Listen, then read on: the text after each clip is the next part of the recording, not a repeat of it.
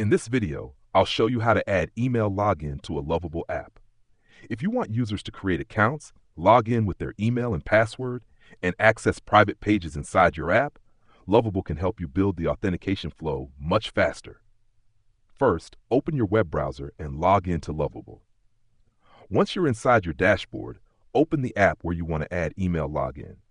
Before making changes, think about which pages should be public and which pages should only be available after the user logs in. For example, your homepage and pricing page may stay public, while your dashboard, profile page, or admin area should require login. Next, open the chat inside Lovable and ask it to add email authentication to your app. You can type something like, "Add email and password login to this app with sign up, login, logout, protected dashboard routes, and user session management." This tells Lovable to create the full login system instead of just adding a basic form. After that, Lovable may ask you to connect Supabase or another backend service for authentication. Follow the setup instructions inside the project and connect your Supabase account if required. Supabase is commonly used for handling user accounts, email login, authentication sessions, and protected user data. Once Supabase is connected, make sure email authentication is enabled in your auth settings. You'll usually want to allow users to sign up with email and password, log in with existing credentials, and stay logged in through a secure session. If your app needs email confirmation, you can also enable email verification, so users must confirm their address before accessing the app. Now, ask Lovable to create the authentication pages. You'll need a sign-up page where new users can create an account, a login page where existing users can sign in, and a logout option so users can safely leave their account.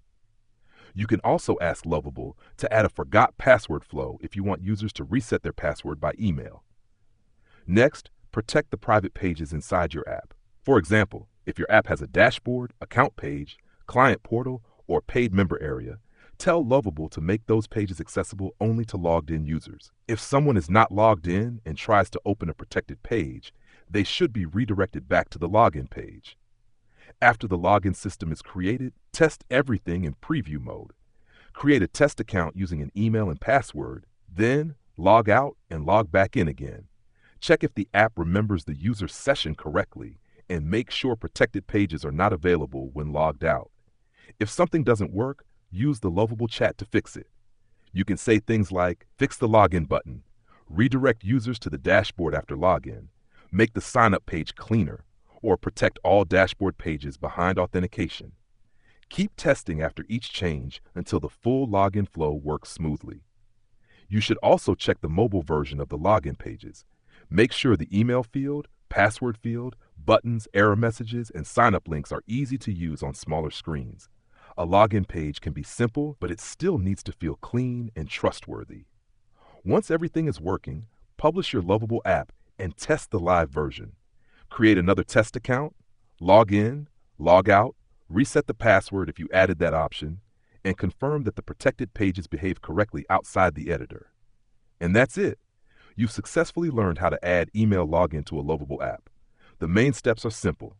Open your project, ask Lovable to add email authentication, connect Supabase if needed, create login and sign-up pages, protect private routes, test the user flow, and publish the app when everything is working.